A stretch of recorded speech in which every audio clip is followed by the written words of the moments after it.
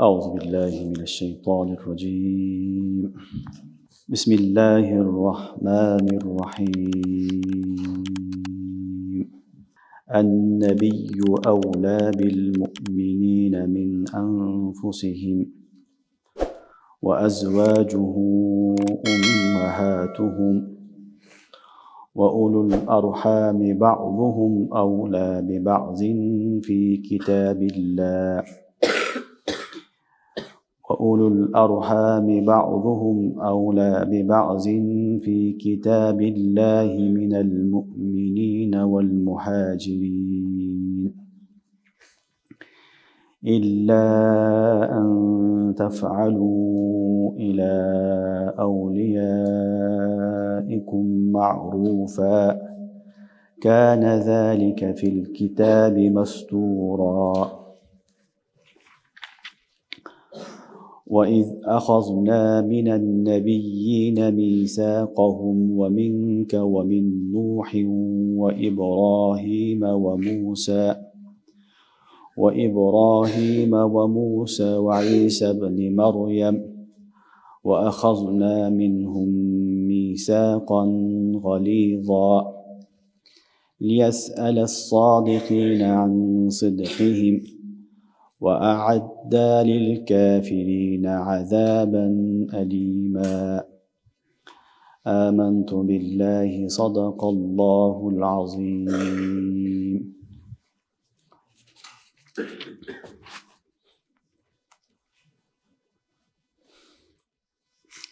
Peygamber жақынырақ мұсылмандарға, алардың жандарына қарағанда, жана пайғамбардың аялдары, алардың енелері, bir туғандар бири-бирине жақынырақ, müminlerden жана muhacirlerden, Allah'ın kitabında müminlerden жана muhacirlerden bir туғандар бири-бирине жақынырақ. Бирок жақын досторыңарга осуят кылсаңар дұрыс. Мына ушулардын бардыгы китепте жазылган. Жана эстегин биз алдык пайгамбарлардан убаданы, жана сенден, Нухтан, Ибрахимден, Мусадан, Мариямдын баласы Иса алейхиссаламдан баарынан убада алдык. Жана алардан каттуу бекем убада алдык. Ошол убакытта эстегин.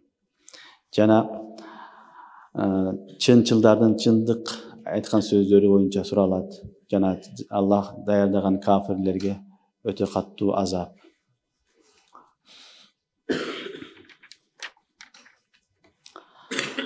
Suratul Ahzab'tın 6. 7. 8. ayetlari.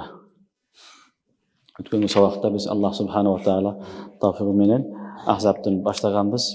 5-6 ayet okuganbız. Bugünkü sabahımız 6. ayet, 7. 8. ayetler.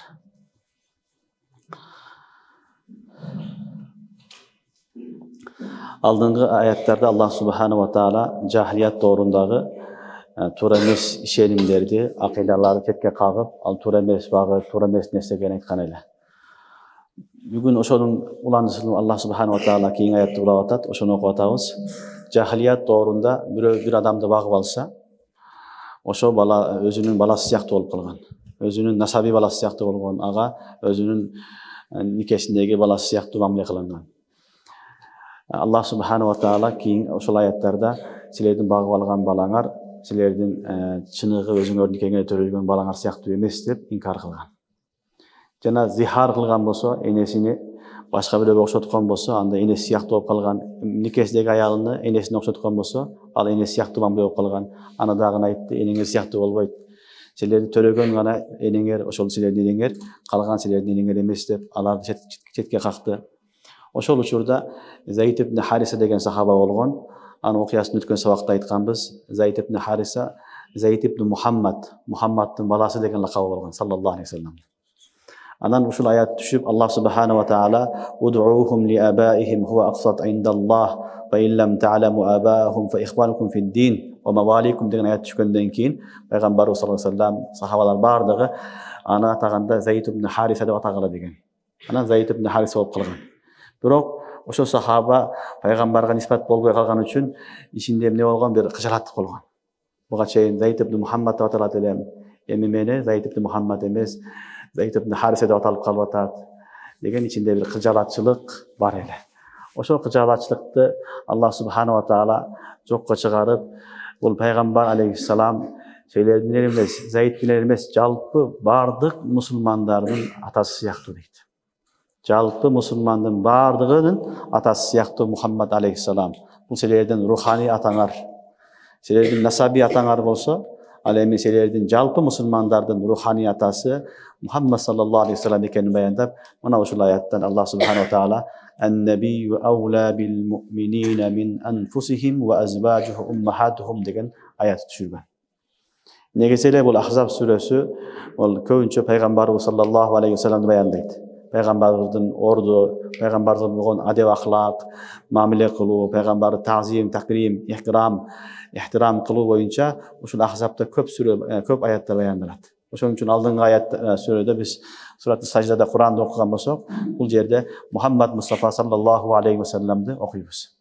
Peygamber aleyhisselam'dı urmatto, silo, anın kadir barkını bilүү ar bir musulmandın farz milleti. Peygamber aleyhisselam'dı orduna koyulsa anda adam musulman bola albaydı. Oşun üçün imandın iki cüzü la ilahe illallah Muhammed Resulullah degen cüzü var. La ilahe illallah menen çoğu Muhammed Resulullah degenge de iman keltirgenmiz. Muhammed Resulullah degende Peygamberimizin adab ahlakı, Peygamberimiz bilen bolgon muamele, Peygamberimizge kayrılуу, Peygamber bilen süйлөшүү бүт бардыгын камтып алат. Ошон үчүн Allah subhanahu wa ta'ala бул жерде "En-nebiyyu awla bil mu'minina min anfusihim." Peygamber sizlerge jakыныраак musulmandarga min anfusihim, alardın canından dagın, canıga karaganda dagın Peygamber sizlerge jakыныраак deyt. Birinci mesele. Peygamber aleyhisselam bizdin canımızga karaganda bizge köbürөөк kүйөt. Bizge karaganda biz canımızı jakşıраак bilet. Bizge ne payda ne ziyan ekeni Peygamber jakşıраак bilet. Oşon üçün "En-nebiyyu awla bil mu'minina min anfusihim." Peygamber musulmandarga özlerinin canıga karaganda dagın, canından dagın jakыныраак degen ayat. Biz özümüzgü payda ziyanыбызды bilbey kalışыбыз mümkün. Ata-enemiz bilbey kalışı mümkün. Tuğandarыбыз bilbey kalışı mümkün. Başka bir adam bilbey kalışı mümkün. Biroq Peygamber aleyhisselam bilbey kalbaydı. Peygamberden her bir hükümü, Peygamberden her bir aytkan emesi biz üçün payda. Oşun üçün Allah subhanahu wa ta'ala "En-nebiyyu awla bil mu'minina min anfusihim." Peygamber musulmandarga canından jakыныраак dedi. Anın aytkan her bir hükümünde hikmet var. Bizim dünya ahiretibizge paydalı bolgon gana talimleri var.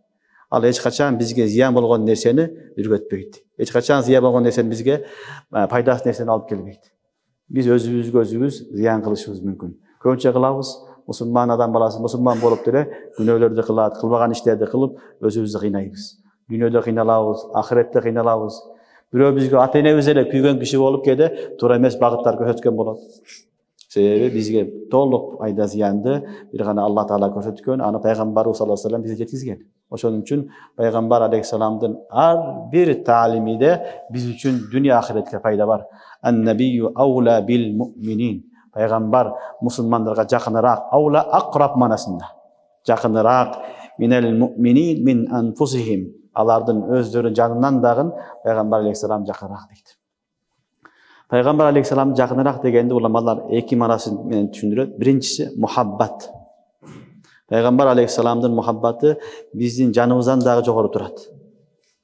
Bizi canımızdan dagın Peygamber'in süyüsü jogorу turат. Her bir adam şunday bolot. Sahabalar oşon üçün Peygamberimize kayrılganda her daim "Fidâke abi ve ummi ya Resulallah" degen. "Fidâke abi ve ummi ya Resulallah" degeni atam, enem sizge kurban bolsun ya Resulallah, men sizin kızmatınızga dayarmın degen söz. Demek adam balası Peygamber olgun süyü senin ata-enеңден dagın, bir tuğanыңdan dagın, ayalыңdan dagın, balаңdan dagın, özüңdөн dagı jogorу boluşu gerek. Anan sen toluk kamil musulman bolosун. "El-nebiyyu awla bil mu'minin" degende bir manası şu. Musulmanlarga Peygamber en jakın, alardın canından da jakın degen oşol. Biz süygöndö en birinci Allah'tı, jana Peygamber'i süyöbüz. Anan kalgandardı süyöbüz. Hadiste Resulullah sallallahu aleyhi ve sellem aytat: "La yu'minu ahadukum hatta akuna habba ileyhi min malihi min validihi ve waladihi ve nasi ecmaîn." Aw kema qala aleyhi salatu vesselam. Sizler bir ömür dagın hiç kaçan toluk musulman bola albayсыңар. Sizler meni özüңөрдөн, балаңардан, ата-энеңерден жакшы көрмөйүнчө толук мусулман боло албайсыңар деген. Ошон үчүн эң биз жакшы көргөн сүйүктүү зат Аллахтын расулу Мухаммад саллаллаху алейхи ва саллям. Мына ушул адамды бизден дагы эмнеге жаныбыздан дагы бизге жакыныраак экендигини Аллах субханаху ва таала Куранда айтып атат: "Ан-набийю аула бил муъминина мин анфусихим." Пайгамбар мусулмандарга өздөрүнүн жаныга караганда дагы жакыныраак деген аят. Демек, бизге караганда жакыныраак болгон зат бизге эмне таалим берсе, бүт баары биз үчүн дүйнө ахиретте пайда. Биз үчүн дүйнө ахиретте пайда. Себеби биз өзүбүз билбеген нерсени пайгамбар билет алейхиссалам. Ошон үчүн пайгамбар менен пайгамбар алейхиссаламдын таалимдери, пайгамбардын сүйүүсү бүт баардан жогору туруш керек. Пайгамбар саллаллаху алейхи ва саллям бириңер дагы толук мусулман боло албайсыңар, мени өзүңөрдөн, ата-энеңерден жана балдарыңардан жакшы көрмөйүнчө дейт. Сахихайнде да бир риваят келет. Хазрат Умар разыяллаху анху айтат: "Я Расулаллах, мен сизди баарынан жакшы көрөм" дейт. Бирок нафсымды жакшыраак көрөм дейт. Нафсымды өзүмдү жакшыраак көрөм дегенде пайгамбар ла деген. Жок, болбойт, мусулман боло албайсың деген. Анан барып кайтып келип айткан: "Ме деген мен өзүмдү азыр сизди өзүмдөн дагы жакшы көрөмүн" дегенде "Ал-ана я Умар" деген. "Ал-ана я Умар". Умар, эми сен толук мусулман болдуң, толук түшүндүң деген. Ошон үчүн пайгамбарга болгон сүйүү бүт баарынан жогору туруш керек. Адамдын, мусулмандын ичинде Аллахка, пайгамбарга болгон сүйүү турат. Ал фасык, фажир, бенамаз болсо дагы пайгамбар дегенде анын ичиндеги иманы гайраты козголот. Пайгамбарга сөз тийгизгенди каалабайт, пайгамбар акаратканды каалабайт. Ошону иманы мажбур кылат. Бул иман барыбызда бар. Ошол иман пайгамбарга болгон сүйүүдүн негизинде болот. Ошон үчүн негизги нерсе, имандын бир жүзү болгон нерсе Мухаммад Мустафа саллаллаху алейхи ва саллям пайгамбарыбызга некен мухаббат кылуу, ишенүү, пайгамбар саллаллаху алейхи ва салламды сүйүү. Себеби ал биздин өзүбүздөн дагы жакыныраак. Биздин нафсыбыздан дагы бизге жакыныраак, жаныбыздан дагы бизге жакыныраак болгон затты биз жакшы көрүшүбүз керек. Бизге эмне таалим берген болсо, дүйнө ахиретте биз үчүн пайда, эч бир зыяны жок. Мына ошон үчүн Аллах субханаху ва таала айтат: "Ан-набийю аула бил муъминина мин анфусихим." Себеби алдыңкы аятта Заид ибн Харисанын окуясы келгенде не болду? Заид разыяллаху анху пайгамбардын баласы болбой калдым деп кыжаат болгондой болду эле. Аллах субханаху ва таала айтты: "Бул бир эле сенин эмес, жалпы умметтин, жалпы адамзаттын мусулманмын деген бүт баарына пайгамбар алейхиссалам жакын деди. Бүт баарына алардын жанынан дагы жакын деди. Ошон үчүн пайгамбар үчүн биз жан бергенге даярбыз. Аллах үчүн жан бергенге даярбыз. Биздин сүйүктүү болгон эки эле нерсе бар: Аллах, Аллахтын расулу саллаллаху алейхи ва саллям. Башка эчтеке жок. Ошон үчүн ан-набийю аула бил муъминина мин анфусихим. Биринчи маанасы, экинчи маанасы итаат кылууда. Биринчи сүйүү болсо, экинчиси итаат кылуу, баш ийүүдө. Мусулмандын эң жакыны, баш ии турган эң жакын заты бул Мухаммад Мустафа саллаллаху алейхи ва саллям. Пайгамбар эмне өкүм кылса, ошого баш ийебиз. Пайгамбарыбыздын жүргөнү, турганы, келбети бүт баары биз үчүн сүннөт. Биз үчүн туура жол, хидаят жолу. Ошон үчүн пайгамбар алейхиссалам не өкүм кылса, ошого биз баш ийебиз. Себеби пайгамбар биз үчүн жакыныраак, биздин жаныбыздан дагы. Кур'ан-ы Керимде Аллах субханаху ва таала айтат: аятта hatta yuhakkimuka fima shajara baynahum summa la yajidu fi anfusihim harajan mimma qadayt wa yusallimu taslima degan ayat бар. Ошол аятта Алла Таала айтып атат: пайгамбар алейхиссаламдын өкүмүнө даяр тургула. Өкүм чыгаргандан кийин чечимине ыраазы болгула. Ага эч качан каршы болбогула деген аят бар. Ошон үчүн Аллах субханаху ва таала пайгамбар саллаллаху алейхи ва саллям не өкүм чечим чыгарган болсо, ага баш ийебиз. Пайгамбардын өкүмү биздин баш үстүгө. Алар рас вал айн дейт арабтар. Алар рас вал айн дегени биздин башыбыз үстүндө. Биринчи орунда турат. Эгер ата-энең, устазың, кызың, балаң, аялың бир тараф өкүм кылган болсо, ошол өкүм пайгамбардын өкүмүнө каршы чыккан болсо, биз буларга баш ийбейбиз, Аллахка баш ийебиз. Пайгамбарга баш ийебиз. Алардын өкүмү алардан не жогору турат. La ta'ata li makhluq fi ma'siyati khaliq. La ta'ata li makhluq fi ma'siyati khaliq. Ошон үчүн ата-энең bir өкім қылды, ал өкім шариатқа тура келбеген өкім, аялың айтып атат, балаң айтып атат, қызың айтып атат, жолдошың айтып атат, ағайың айтып атат. Бирок айтқан сөздері пайғамбар алейхиссаламдың несіне айтқан өкіміне қарсы келсе, біз алардың өкімін албайбыз, біз Аллахтың жана пайғамбардың өкімін алабыз. Эмне үчүн? Ан-набию аула бил муъминина мин анфусихим. Пайғамбар алейхиссалам силерге жаныңардан жақынырақ, анын буйругу ата-энеңнин буйругундан, аялыңдын буйругундан, балаңдын буйругундан, кызыңдын буйругундан жогору турат. Ал билгенди биз билбейбиз. Ал күйгөнчөлүк бизге эч ким күйгөн эмес. Пайғамбар алейхиссалам күйгөнчөлүк бизге эч ким ата-энебиз да күйгөн эмес. Ошон үчүн ал заттын таалимдери, ал затка итаат кылуу биздин важип милдетибиз. Алар раси вал айн деп баш ийебиз. Ошон үчүн хадисте пайгамбарыбыз саллаллаху алейхи вассалам айтат: "Менин мисалым камасалы ражулин истауқада нарун" дейт. Менин мисалым бир адам дейт, от жакты дейт. От жаккандан кийин баягы учуп келе турган немелер бар го. Көпөлөктөр, ошо сыяктуу нерселер келип түшөт. Түшүп калып күйө. Ана от жаккан адам аны тыят. Кой, түшүп каласың, күйүп каласың десе деле, болбостон алар келет дагы эмне кылат? Отко келип күйүп өлүп калат. Силер ошо сыяктуусуңар дейт. Отко барып өзүңөр таштап атасыңар, мен силерди белиңерден тартып, оттон куткарып атам дейт хадисте. Баягы отко бараткан адамдын белинден кармап тартып куткаргандай, мен силерди оттон куткарып атам деп Расулуллах саллаллаху алейхи вассалам айткан. Ва ана ахизун бихужазикум минан нар хадисте келет. Ва ана ахизун бихужазикум минан нар, силерди мен белиңерден тартып дозоктон алып калып атам деген Расулуллах саллаллаху алейхи вассалам. Ошон үчүн пайгамбар алейхиссаламдын өкүмү кылып келгенде, шариаттын өкүмү келгенде биз ала раси вал айн, баш үстүнө деп туруп не кылабыз? Ошону кармайбыз. Себеби пайгамбар бизге жакыныраак ата-энебизден, бала чакабыздан, аялыбыздан, досторубуздан, туугандарыбыздан жакыныраак. Ал киши эмне көрсөткөн болсо, ошого баш ийгенге биз даярбыз. Ошондо биз толук мусулман болобуз. Мына ушул аятта ан-набию аула бил муъминина мин анфусихим dedi. Демек, не болду? Пайгамбарды сүйүүсү эң жогору болуш керек, баарынан жогору туруш керек. Пайгамбарга болгон итаат эң жогору болуш керек. Пайгамбарга баш ийүү дагы эң жогору биринчи орунда турат. Пайгамбарды сүйүүсү дагы биз үчүн биринчи орунда турат. Аяттын уландысында ва азважуху уммахатухум. Аяттын уландысында жана пайгамбардын жубайлары, пайгамбардын аялдары уммахатухум, алардын энеси деген. Алардын энелери dedi. Демек, пайгамбар алейхиссалам калвалид ата сыяктуу болсо, пайгамбарыбыз саллаллаху алейхи вассаламдын аялдары, жубайлары биз үчүн эне сыяктуу. Ошон үчүн биз уммул муъминин деп айтабыз. Айша разияллаху анха уммул муъминин. Айша энебиз уммул муъминин, мусулмандардын энеси дейбиз. Пайгамбарыбыз саллаллаху алейхи вассаламдын бүт аялдардын бардыгы үммөт үчүн эне. Эне дегенде руханий эне. Пайгамбарыбыз руханий ата. Ал эми аялдары уммахатул муъминин. Уммахатул муъминин, мусулмандар энеси дегени эки нерседе биз эмне кылабыз? Эне сыяктуу мамиле кылабыз. Биринчиси тазим ва такрим. Урмат сыйда.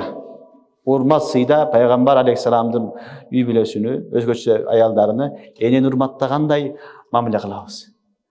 Адам баласы энесине кандай сый урмат мамиле кылса, пайгамбардын аялдарыга дагы ошондой мамиле кылыш керек. Энени урматтагандай мамиле кылыш керек. Кур'ан-ы Керимде Аллах субханаху ва таала ва азважуху уммахатухум дейт. Көрдүңөрбү? Пайгамбардын аялдары, жубайлары силердин энеңер дейт. Энеңер сыяктуу дейт. Ошон үчүн пайгамбар алейхиссаламдын несини, үй бүлөсүнү, өзгөчө аялдарыны биз эне сыяктуу урмат, сый, кадыр бактаганга милдеттүүбүз. Алар жөнөкөй инсан эмес, пайгамбардын аялдары. Аллах Таала бул дүйнөдө аларды тандап пайгамбарыбызга жубай кылып берген. Экинчиси нике маселесинде алар эне сыяктуу, аларга нике кылганга болбойт. Пайгамбар алейхиссалам дүйнөдөн өткөндөн кийин деле үммөттө эч ким пайгамбарыбыздын аялын ала албайт. Алганга акысы жок. Энени никеге алган болбогондой эле пайгамбарлардын, өзгөчө пайгамбарыбыздын аялдарын нике кылганга болбойт. Түшүнүктүбү? Алар эне сыяктуу. Мына ушул эки мамиледе, маселеде алар эне сыяктуу болот. Кур'ан-ы Керимде Аллах Таала ва азважуху уммахатухум, алардын аялдары, жубайлары силердин эмнеңер? Энеңер деди. Энеңер сыяктуу деди. Ошон үчүн эне сыяктуу аларга кадыр бартты, урмат сыйды ордуна коюш керек, жана аларга нике кылганга дагы болбойт. Пайғамбарыбыз саллаллаху алейхи вассаламдын 9 аялы болгон бир эле учурунда пайгамбар өткөндө көпчүлүк Айша энебиз дагы башка аялдар калган, бирок нике кылганга болбойт башка эч кимге. Аларга нике кылганга шарият тийип салат. Андан сырткары пайгамбарыбыз саллаллаху алейхи вассалам жалпы эле пайгамбарлар кабырларында тирүү. Ал-анбияу хайюн фи кубурихим юсаллун. Пайгамбарлар кабырларында тирүү намаз окушат деген хадис келет. Ошон үчүн пайгамбарлар хак, пайгамбар дүйнөдөн өттү, бирок кабырында барзак жашоосунда жашап атат. Хай эми алар менен тирүү мамиле кылгандай мамиле кылынабыз. Ошон үчүн пайгамбардын астында бакырба дегени бакырганга болбойт. Акырын саламдашабыз, акырын адеп менен сүйлөшөбүз пайгамбар астына барганда. Вала тарфау асватакум фаука саутин наби. Жана пайгамбар өткөндөн кийин алардын аялдарыны нике кылганга да болбойт. Түшүнүңөрбү? Ошон үчүн пайгамбарлардын аялдары, үй бүлөсү дагы биз үчүн сыйлай турган, урматтай турган, бактай турган заттар. Аларды ар дайым биз ихтирам менен, жакшы сөздөр менен гана эстейбиз. Аялдарын айтканда Уммул муъминин разияллаху анхунна дейбиз. Аиша, Умму Салама, Маймуна, Хафса, Зайнаб кимиси болсун разияллаху анха, алар эме дейбиз? Уммул муъминин, мусулмандардын энеси деп кайрылабыз. Түшүнүңөрбү? Демек Аллах субханаху ва таала бул аятта эмне кылып атат? Пайгамбар алейхиссаламдын аялдары силердин энеңер дегенден ишара кылды, пайгамбар силердин атаңар деп. Түшүнүңөрбү? Атаңар, яни руханий атаңар деген сөз. Себеби ма кана Мухаммадун аба ахадин мин риджаликум, валакин расулаллах ва хатаман набийин. Насаби эч кимдин атасы эмес пайгамбар алейхиссалам азыр. Бирок руханий бүт баарыбыз атабыз. Ruhani. Ошон үчүн хадисте ана камасалил аб валид уаллимукум кама юаллимул валид деп хадисте келет пайгамбар саллаллаху алейхи вассалам. Ата эне үйрөткөндөй мен силерге үйрөтөмүн дейт. Истинжа келгенде кантип истинжа кылыш керек, кантип тазаланыш керек дегенде хадисте келгенде пайгамбар алейхиссалам айтат, мен силерге ата баласына үйрөткөндөй үйрөтөмүн деп, анан мындай кылгыла, оң кол менен истинжа кылба, мындай кыл деп өкүмдөрдү айткан. Ошон үчүн пайгамбар алейхиссалам ата сыяктуу үммөттүн атасы, руханий атасы. Бүт баарыбыз үчүн бул чоң неамат. Биз ушундай сүйүктүү Мухаммад Мустафа саллаллаху алейхи вассаламдын үммөтүбүз, үммөттүн бардыгы, иман келтиргендердин бардыгы пайгамбарыбыздын руханий балдары. Саллаллаху алейхи вассаламдын руханий балдары. Ошон үчүн Куранда ва азважуху уммахатухум, алардын аялдары, алардын жубайлары силердин энеңер. وأولو الأرحام بعضهم أولى ببعض في كتاب الله من المؤمنين والمهاجرين.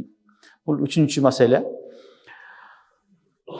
Üçüncü mesele bu ulul arham, yakın bir tuğandar, biri-birine yakınırak Allah'ın kitabında Müslümanlardan cana muhacirlerden degen ayet. Bu ayet bir hüküm mansuh bolgan, oşol mansuh bolgan hüküm beyandap atat. İslamdın başında Peygamber sallallahu aleyhi ve sellem sahabalar Mekke'den Medine'ye hicret kılıp köçüp kelgende bir ansari sahaba menen bir muhacir sahabanı dost kılgan. Muahat dep aytılат. Ökөөнү bir tuğan degen. Muahat fil İslam, İslamdagı bir tuğan dep bir tuğan kılıp belgilep koygan. Ar bir sahabanın birinden muhacirden birden ansari dostu bolgan. Muhacir. Anan bular özü köçüp kelgen, eç kimisi jok, tuğandары бүт бардыгы Меккеде калган. Ölüm jitin başka bolot da. Ölüp kala turgan bolsa эмне кылат десе, ошол muahat болгон bir tuğandar bir-birinin mirasını alышкан. Misалы bir ansari sahaba ölüp kalsa, anın başka eç kimisi jok bolsa, muhacir sahaba anın mirasını algan. Bir muhacir kelip ölüp kaldı Mekke Medine Munawwarada, anın başka tuğanı jok, anda ansari sahaba эмне кылган? Muhacirдин nimesini, mirasını algan. Başında muhacir ansar dostlaşıp bir-birini miras alganga bolgan. Yani İslamda bolgan, dinde bolgan musulmandar bir-birinden miras alganga ruhsat berilgen. Bir neçe vakit uşunday bolgan. Keyin Allah subhanahu wa taala uşul ayat menen аны mansuh kılgan. Bul günden başlap, ошол günden başlap bu mansuh bolgan miras alganda bir gana nasabi, nasaptaş gana, nasabı bar adamlar gana bir-birinden nasab ne kılat? Bir tuğandar gana birinden miras alat. Muhacirler, je bolsо dindegi, imandagı bir tuğandar bir-birinden miras alganga bolboyt degen ayatты Allah Taala түшүргөн. Mına uşul ayatты Allah Taala aytат: "Wa ulul arham ba'duhum awla bi ba'd." bir tuğandar, rahmdu bir tuğandar, birbirine yakınırak fi kitabillah, Allah'ın kitabında minel mu'minine vel muhacirin. Müslümanlardan muhacirlerge karaganda bular birbirine bir tuğandar yakınırak degen. Demek al vaqturu bolgan bugünkü günde emi mirasy kim alat dese, ar kimden nasab, özünün nasabı, ata tegi var, nikesine törülgön adamlar, nike menen baylanışı bar adamlar gana bir-biri menen ne alışat? Miras alışat. Alemi bir tuğan, İslamdagı bir tuğandagı mesela adamlar birbirinden miras alganga bolbaydı. Düşünüңөрбү? Al mansuh bolgan öküm. Oşonuň üçin atayın Kur'an-ı Kerimde Allah Subhanahu wa taala miras hükümlerini düşüngön. Suratun Nisa'da yusikumullahu fi auladikum lizzekar ne ayet 90 yusikumullah fi auladikum lizzekar misli hazrun sayyidin ayetler. Uşul ayet ahirgi rükû, başındagı rükû büt bardygy uşu nege teşelü mirasga teşelü. Miras meselesini Allah Subhanahu wa taala özü bayandagan Kur'anda. Kimden miras alat büt bar aytılgan. Zavil furuz, zavil arham, asaba da bölüp koygan. Zavil furuz Kur'andağı atalgan adamlar. Kim kança ülüş alat Allah özü bilet. Allah aytkan. Düşünüktübü? Oşoň üçin Kur'an-ı Kerimde aytkan adamlar gana bir-birinden ülüşünü alat, başkası albaydı. Jakyn bolgonda alys albay kalat. Misaly asabat qaribe, asaba baide degen var. Adamdın bir tuğandары bolat, jana özünün baldары bolat. Erkek baldары. Erkek baldары asaba bolatlar, qarib. Ekinci bir tuğandar bulan asaba, bul asaba ba'id. Alыс bir tuğandar. Oşoň üçin bir adamdın bir tuğandары var özünün, jana nesi var? Özünün baldары var. Kur'anda aytat, baldары ülüş alat atasından bir tuğandar albaydı. Bir tuğandar albaydı. Alda tuğan, biroq bir tuğandar albaydı.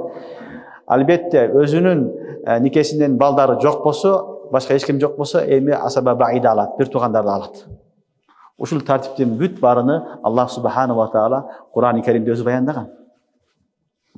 Kim kança ülüş alat, kızlar kaçan alat, kim sülüs alat, 3'ten birini, kim 6'dan birini, kim jarımı, kim barını, kim 8'den birini, 4'ten birini, büt barını Allah Subhanahu wa taala atay Kur'an-ı Kerimde Surat-ı Nisa'da bayandagan. İnşallah Surat-ı Nisa gelgende anda okuyup suda kalasa inşallah. Allah yetkilsin. Demek ve ulul arham ba'duhum awla bi ba'zin fi kitabillah. Jakyn tuğandar biri-birinden ne jakynırak Allah'ın kitabında dedi. Oşoň üçin özünün baldары turganda bir tuğandary ne kılbayt? Miras albayt. Oşoň üçin özünün kızdары turganda özünün şerikdeş nebileri başkaları albayt. Atalaş, eneleş degen büt bardygyny Kur'an-ı Kerimde Allah Taala bayandagan. Oşoň üçin miras meselesi bugünkü günde bir tuğandar gana alat. Bir tuğandar, bayağı bir tuğan degen nikedegi bir tuğandar. Kan arkulu bir tuğan bolgondor dindeş emes. Uşular gana bir-birinden ne alat? Miras alat, başka hiç kim albaydı. Mana oşunu ve ulul arham ba'duhum awla bi ba'zin fi kitabillah minel mu'minina vel muhacirin dedi. Gördüňörbü? Keyingi ayatda Allah Subhanahu wa taala illa en tef'alu ila awliyaikum ma'rufa deb bir mesele istisna suretini aytdı. Bu vasiyet sureti. Emi bular ne oldu? İslamdın başında birbirine dost bolup kalgan, anan jakşı mamule bolup kalgan, miras alalba kalıp atat, köp hizmet kılgan, köp jakşılık kılgan. Emi oşolarga miras alınmasa, başka jakşılık kılsa bolabı dese Kur'an-ı Kerim bolat dep atat. İlla en tef'alu ila awliyaikum ma'rufa. Demişul. Albatta jakyn dostlaryňarga seler ma'ruf, yani wasiyat kılsaňar bolat der. Miras ala albayt, biroq wasiyat kılsa bolat. Misaly bir adam jakşı hizmet kıldı, aga okuusuna, ösüşüne, jakşı adam boluşuna sebepkeri boldu. Anın jakyn bir tuğan emes, aga jakşılık kılam dese, wasiyat arkıly bolat. Wasiyat kılmasa, bul dünýede jakşılık kılam dese alda bolat. Biroq ölüp ketip tkany учурунда malymdyň 3'den birini uşul adamga ber, uşunun jakşylygyny körgönmün, köp jakşylyk kıldy buga dese, bul jaiz. Wasiyat kılgan kerezini atkargana milletimiz. Aldagın 3 köşeyin. Wasiyat kerez 3 köşeyin gana bolat, 3'den biri. Jalpy summan 3'den biri. Andan köp bolbayt. As-sulus ve sulusu kesir. Aw kema qala aleyhissalam. 3'den biri bolat, andan köp bolbasın degen Peygamber sallallahu aleyhi ve sellem. Demek senin jakyn dostuň bar, жакшы адам, анын жакшылыгын көп көргөнсүн, ага жакшылык кылам десең, мирас бере албайсың. Бирок анын жолу эмне экен? Керез аркылуу, осуят аркылуу, болбосо тирүү кезиңде жардам кылсаң, жардам аркылуу кылсаң боло берет. Бирок өлүп калгандан кийинки малдар анын тиешеси жок. Анын бүт бардыгы завил фуруз, завил архам, завил асаба, ушуларга шарият көрсөткөн жолу менен гана бөлүнөт. Ал сенин кандаш мелериң, бир туугандарың, алардан башка эч ким аны ала албайт. Түшүнүңөрбү? Мына ушул аятта илля ан тафалу ила аулияикум ма'руфа. Албетте силер өзүңөрдүн жакшы досторун, жакын досторуңарга осуят кылсаңар болот деди Кур'ан-ы Керимде Аллах субханаху таала. Демек осуят деген нерсе бар. Vasiyet kılуу, kerez kaltırуу бул бар нерсе. Сахабалардан келет, Абдурахман ибн Ауф, башка сахабалар келет, айтат: "Я Расулаллах, менин мал мүлкүм көп, балдарыма Кудайга шүгүр жетерлик, мен балымды Алла жолунда сарптагым келет, ошонун бардыгын бергим келет" дейт. Пайгамбар бардыгын берме дейт. Балдарыңа бардыгын берип коюп, кийин балдарыңдын кол жайып, тилемчи болуп калган жакшы эмес дейт. Нисфini беремин дейт, нисф да көп дейт Пайгамбарыбыз саллаллаху алейхи вассалам. Анан азайтып отуруп акыры сүлүскө келип токтолот.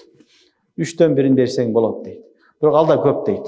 Ошон үчүн уламалар айткан 3төн 1, жалпы сумманын 3төн 1-ни Алла жолунда берсе болот. Мисалы, бирөө байлыгынын 3төн 1-ни Алла жолунда бер деп балдарына келес кылды. Мешит кургула, медресе кургула, оорукана кургула, көпүрөк салгыла, суу чыгаргыла, жетимдерге үй салгыла, көпүрөк салгыла, жана башка хайыр жолдордун бүт баарын айтты. Ушуларга бергиле деген болсо, анда жалпы суммадан ошону чыгарылат. Мин ба'ди васиятин туса биха ау дайн. Карыз менен васиятты биринчи бөлүп алабыз. Карыз болсо майыттын карызын өзүнчө алабыз.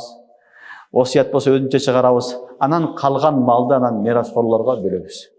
Түшүнүңөрбү? Тартип ушундай. Ошон үчүн эгерде бир адам малы мүлкүн тапкандан кийин эми мен бүт баардыгын таштап кетпейм, муну пешенеттер кылып тапканмын, ахиретке да калсын деп десе, анда анын укугу бар, ал укугу 3төн 1 жарайт.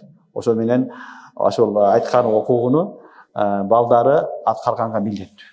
Туугандары ошол милдет немени мираска болгон осуятты аткарганга милдеттүү. Мына ушул аятта илля ан тафалу ила аулияикум ма'руфа дейт. Көрдүңөрбү? Албетте өзүңөрдүн жакын досторуңарга бир жакшылык кылам десеңер болот дейт. Мирастан тийбей калды, кыжырат болушу кереги жок. Эгерде ушундай жакшы адам болсо, жакшылыгын көргөн болсоң, жакшылык кылайын деген болсоң, анда осуят аркылуу, керез аркылуу ага пайда берсең болот деди. Кана залика фил китаби мастура.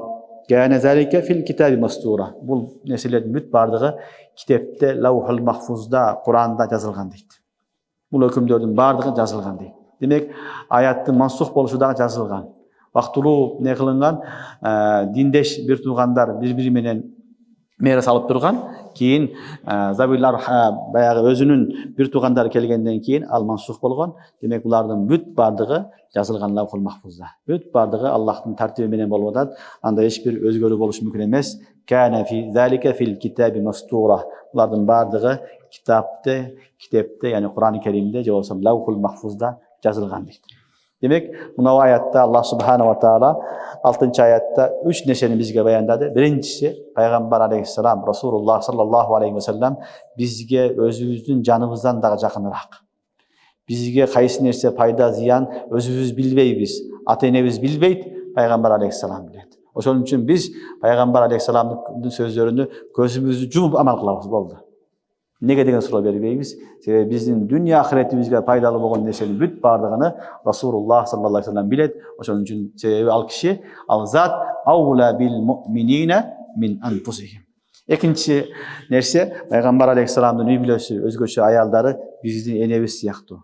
Энени урматтагандай сый урматка татыктуу. Сый менен, урмат менен мамиле кылабыз. Алардын атын айтканда разияллаху анха уммул муъминин деп кайрылабыз. Üçüncüsü, miras masalesini aytты. Başında imandagı musulmanlar biri-biri менен miras algan, keyin mansuh bolgon. Mansuh деген өчүрүлгөн. Ал өкүм өчүрүлгөн дагы бүгүнкү күндө иман элеп калса болду эмес. Албетте мусулман бир тууган, бирок мираска келгенде сенин баягы кан мен келет кан бир туугандарың гана алат, андан башкалар ала албайт. Аларды дагы аула ба'духум би ба'з деди, бири-биринен жакыныраак деди. Ana ayttık suretlerini balası durganda ölgön mayitin bir tugandары ала албайт. Келбетте баласы жок болсо анан bir tugandарды ала алат dedi.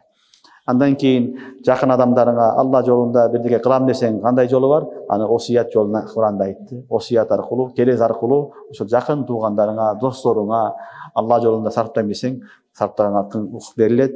Себеби булардын баардыгы Аллахтын китебинде жазылган дейт.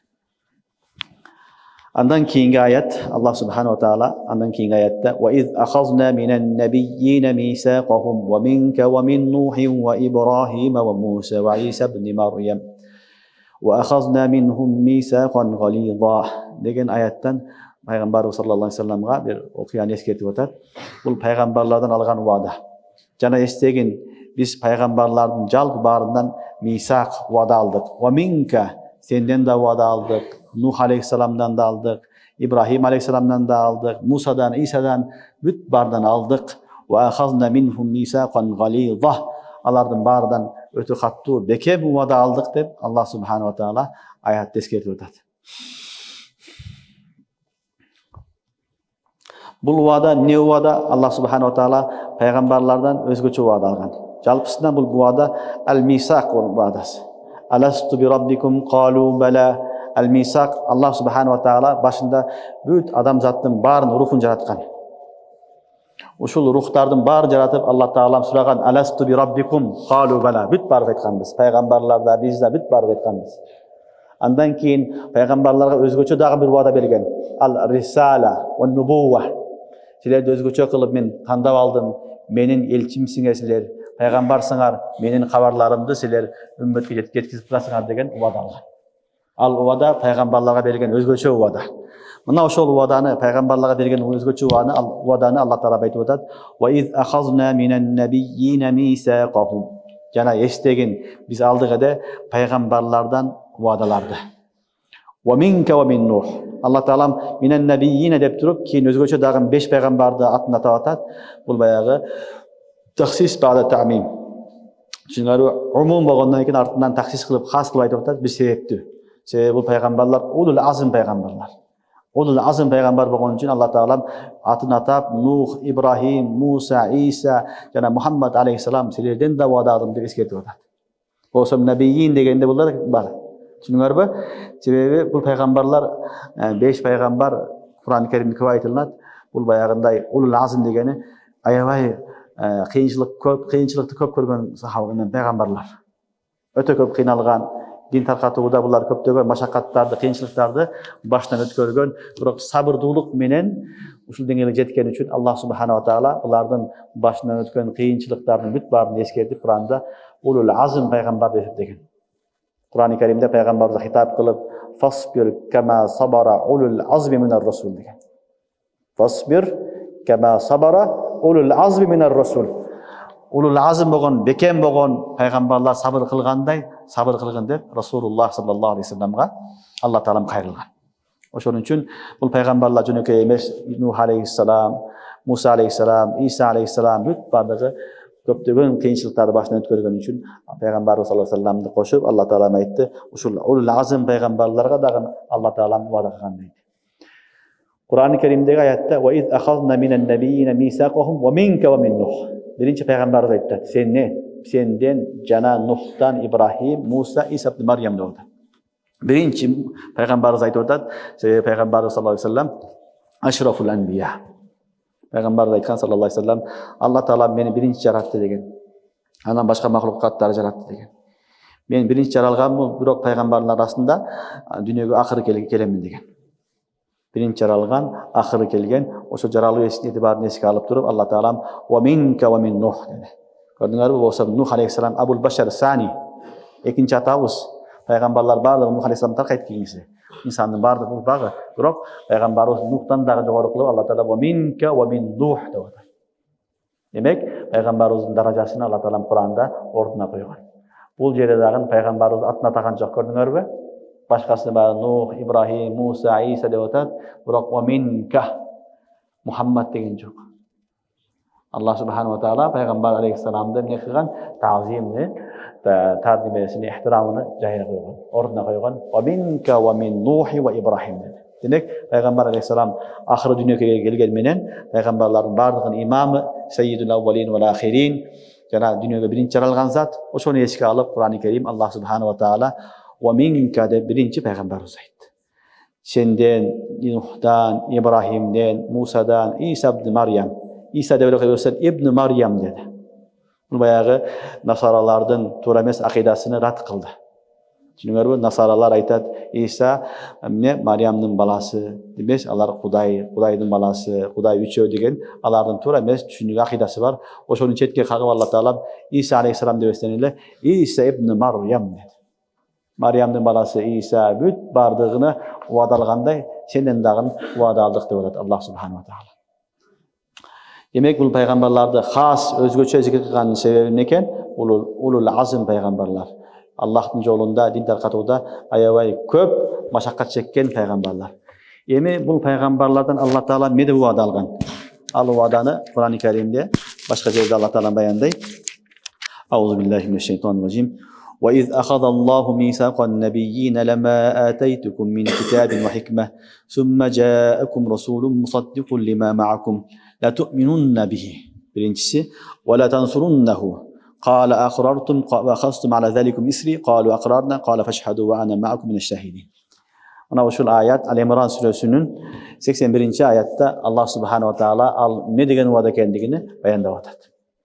Kur'an yufassiru ba'dahu ba'dan. Kur'an birbirini tefsirleydi. Bir yerde icmadan aytılsa, ikinci yerde keneyen bayandaydı. Gördüğünüz gibi 81. ayette Ali İmran'da Allah Teala ayttat: "Ve iz ahadallahu misaqan nabiyyin." Allah Teala peygamberlerden vada aldı. Onlara kitap, hikmet ver vada aldı. "Summa ja'akum rasulun musaddiqun lima ma'akum." Keyin bir peygamber kelet dedi. Al sizleri tasdik kılat dedi. La tu'minunna bihi. Birincisi sözsüz türde elbette ağa iman keltirgile. Ve la tansurunnahu. Cana sözsüz türde ağa jardan bergile degen ayet. Demek Allah Teala'nın peygamberlerden katı vaad algan eken ahirgi zaman peygamberi kelet ağa da iman keltirgile jana ağa toluk jardan bergile. Nusratın ardı toluk kılgıla degen ayet var. Ve la tansurunnahu degen ayet var. Demek peygamberlerden barına iman keltiriyor bizim şeriatın talabı. Dünyada biriyle Müslümanlar var. Biriyle biz biriyle kavim varız Müslümanlar. Peygamberlerin barına şengen. Başka hiç kim yok. Kur'an-ı Kerim'de Allah Teala peygamberlerin barına şengile deyip "Âmener Rasûlü bimâ unzile ileyhi min rabbihi vel mu'minun kullun âmene billahi ve melâiketihi ve kutubihi ve rusulihi la nufarriqu beyne ahadin min rusulihi." La nufarriqu beyne ahadin min rusulihi. Peygamberlerin birini daha ajratpayız. Barına iman keltiremiz. Allah Teala kança peygamber vergen bolsa, peygamber sallallahu aleyhi ve sellem'e çeyin. Büt barına iman keltirgen kavim biriyle yalnız biz. Müslümanlar. Biriyle biz Müslümanlar. Sebebi başka kavimler biri ösde iman keltirse, ikincisine iman keltirmeydi. Ahli kitap deybiz. Mesela Yahudiler, Allah İsa aleyhisselam'a işenmeydi. Bizim peygamberimize işenmeydi. Hristiyanlar, Nasaralar bizim peygamberimize işenmeydi. Gördüğünüz gibi ahli kitap bolğanmenin peygamberlerde Allah tandap bir öne işense ikincisine işenmeydi. Jalpı peygamberlerden büyük barına işengen kavim dünyada biriyle Müslüman eli. Biz Müslümanlar. Allah Teala kança peygamberci bergen bolsa barına iman keltirgen biz. Kur'an-ı Kerim'de la tu'minunna bihi devat. Aga iman keltirgen devat. Biz iman keltirgenmiz. Ve la tansurunnahu. Cana elbette aga jardan bergen. Oşun için Allah bardığı kelip ne kılgan? Birbirine jardan bergen. Peygamberler ar birbiriga jölök tayak bolgan. Birbiriga jardan bergen. Peygamberlerin dini bardığı bir tuğanlar. Oşun için hadiste Resulullah sallallahu aleyhi ve sellem aytat: "El-enbiya'u banu allat. Abuhum vahid ve ummahatuhum şatta." Ev kema kâle aleyhissalatu vesselam. Peygamberler bardığı bir atanın balları siyahtı degen. Atalaş degen söz. Allah degen atalaş degen söz. Ataları bir, atalaş bir adamın balları siyahtı, eneleri başka degen. Hadis gelir. Bu hadisin manası peygamberler alıp kelgen din bir nerse, akide bir nerse. Tavhid, risalat, ahiret oldu. Adam aleyhisselamdan tartıp peygamberimizge çeyin kança peygamber kelgen bolsa akideler bir akide. İnned dine indellahil İslam. Oldu. Al ahiret var, Allah var, ölgönden tirilүү var, пайгамбарлар хак, Аллахтан жиберилген дегени эле акидага алып келген. Ушул бүт пайгамбарлардын акидасы ушул болгон. Ушул негизде келген. Wa ummahatuhum shatta degeni алардын диндери, өкүмдөрдө айырма барган. Биз намаз окуйбуз, алардан окуган, бирок алардын убактысы башкача болгон. Орозо кармайбыз, бир ай кармайбыз. Аларда көбүрөөк болушу мүмкүн, азыраак болушу мүмкүн. Хажда болгон, бирок тартиптери башка болгон. Ошон үчүн уммахатум шатта дегени ахкамдар, шарият өкүмдөрү өзгөрүп турулат, бирок негизги өзөк болгон акыйда ал өзгөрүлбөйт. Ошон үчүн Кур'ан-ы Керимде айтат, албетте ага жардам кылгыла, бири-бирине жардам кылгыла деген. Пайгамбарлар бири-бириге жардам кылган. Бир учурда эле көптөгөн пайгамбарлар келген дүйнөгө, ар дайым бири-бириге каршы болгон эмес, бири-бириге жардам кылган. Бири-биринин кызматында болгон. Ошон үчүн дин ислам бир эле нерсе, ал некен таухид, рисалат, ахирет. Аллага иман келтирүү, пайгамбарга иман келтирүү, ахиретке иман келтирүү. Пайгамбарлар бүт баары келип алып келген таалим, акидасы ушул болгон. Албетте ибадат кылуу, ахкамдардын ичинде гана өзгөрүү болгон. Биздин шариятыбызда өзгөчө өкүмдөр, ахли китапта башкача болгон, өзгөчө өкүмдөр өзгөрө берет, бирок негизги нерсе өзөк болгон акида ал өзгөрбөйт. Мына ушуну Алла Таала айтып атат: "Ва из ахазна минан набиййина мисaqahum ва минка ва мин Нухин ва Ибрахима ва Муса ва Иса ибн Марьям." Жана эстегин, биз пайгамбарлардын баарынан вада алдык. Сенден да алдык, Нухтан, Ибрахимден, Мусадан, Иса ибн Марьямдан алдык. Ошол убакытта алдык. Эмне деп алдык? Ва ахазна минхум мисaqan гализа. Алардан өтө каттуу вада алдык дейт. Өтө каттуу вада алдык, ал ваданы айттык. Ал менен жардам кылгыла деген сөз. Пайгамбарлар бүт бардык айткан, менден кийин пайгамбар келет, ага ишенгиле деп пайгамбарлар бардык айткан. Иса алейхиссалам да айткан: "Яти мин ба'ди исмуху Ахмад." Кур'ан-ы Керимде келет, менден кийин арада пайгамбар келет, исмуху Ахмад деп келген. Инжилде, Тауратта пайгамбарыбыздын келиши айткан. Ошон үчүн пайгамбарыбыз алейхиссалам иман келтиребиз, жана пайгамбарыбыздан кийин ла набийя ба'даху. Пайгамбардан кийин пайгамбар жок деп иман келтиребиз. Пайгамбардан кийин пайгамбар жок деп иман келтиребиз. Ал да шарт. Бирөө пайгамбарыбыз пайгамбарды ишенсе, бирок пайгамбардан кийин дагы пайгамбар келет десе, ал мусулман эмес, кафир. Кадиянилер, мисалы, Кадияни деген жамааттын кафир болгон бир себеби ошол да, пайгамбардан кийин пайгамбар келет. Ошол ал мен пайгамбар деп даба кылган. Демек пайгамбарыбыздан кийин ла набийя ба'да, пайгамбардан кийин пайгамбар келбейт деген акида ишенимдебиз биз. Ошондо гана биз толук мусулман болобуз. Ал эми Иса алейхиссаламдын асмандан түшкөндө пайгамбар болуп түшпөйт. Пайгамбарыбыздын үммөтү гана болот ал киши келип. Кур'ан Керим менен өкүм кылат, пайгамбарыбыздын үммөтү болот. Бирок пайгамбар болуп түшпөйт. Убагында пайгамбар болгон, ал кишинин пайгамбарлык доору өттү. Эми акыркы доорунун пайгамбары Мухаммад Мустафа саллаллаху алейхи ва саллям. Түшүнүктүбү? Ошон үчүн Кур'анда Алла Таала айтып атат: "Ва ахазна минхум мисaqan гализа." Мен алардан не кылдык дейт? Каттуу вада кылдык дейт. Демек пайгамбарлар бири-бирине урматтайт, сыйлайт, бири-бирине жардам берет дегенден уламалар айтат, мухлис адамдардын, мухлис мусулмандын неси белгиси не десе, ал ошол жардамчы бирөө келсе, ошого сүйүнсө, ошол адам мухлис дейт. Эгер жардамчы адам келсе, ага сен капа болсоң, кыжаласаң, ишиң тарлык кылсаң, анда сен мухлис эмессиң дейт. Уламалар айтат, онан Ашраф Али Таалави рахматуллах айтат, бир жерде бир адам имамчылык кылат, жана ошол жерде айылга дагы бирөө келип имамчылык кылып атат, же болбосо бирөө таалим өткөт, сабак берет, дагы бир адам устаз болуп келди, же бир адам даават кылат, дагы бирөө келип даават кылып атат. Эгер ошол сага келген жардамчыга сүйүнсөң, сен анда мухлиссиң дейт. Сүйүнсөң, мухлиссиң. Эгер сен кыжырат болсоң, ошол дагы бир молдо келди, дагы бир имам келди, эми мен наным жарты болуп калат, 4 наным 2 болуп калат, буга кетип калат элдер деп кыжырат болсоң, сен анда мухлис эмессиң дейт. Мухлис эмессиң дейт. Ошон үчүн ихластын тарифини шейх айтат, ушул аяттын негизинде "Вала тансуруннаху" дегенден айтат, Аллахтын пайгамбарлардын мераскорлору дагы бири-бириге жардам бериш керек, бири-бирин урматташ керек, жана бири-бирине жардам бергенде сүйүнүш керек дейт. Бириңди көрүп бириң сүйүнсөң, анда сен мухлиссиң. Кылган ишиң Алла үчүн. Эгер сүйүнбөй кыжалат болсоң, эми ол не болуп кетти, мен өтүп кетти, элдин баары ошого өтүп кетет, мени чакырбай калат, чакырыгым азаят, наным азаят, акчам азаят, даражам азаят деген болсо, сенин кылган ишиң бүт баары дүнүйө болот. Кылган ишиң баары dünya болады. Ошон үчүн сага келген жардамчы келсе, сен ага сүйүнсөң, бул ихластын белгиси. Аллах субханала таала барыбызды мухлисиндерден кылсын. Ихластуу кылсын. Мусулмандар кылган ишинде бири-бирибизге кылып аткан ишибизге сүйүнүшүбүз керек. Алхамдулилlah, мен жетишпегенде бул кылып атат деш керек. Себеби бир адам бүт баарын кыла албайт. Сен пайгамбар эмессиң. Сен баарын жетишпейсиң. Биз кемчиликтүү бир алсыз инсанбыз. Биrini sen kıl bir tarafını, ikinci tarafta ikinci kılış gerek. Jana işinde kılıp atkan adam kese ağa sүйүнүш керек.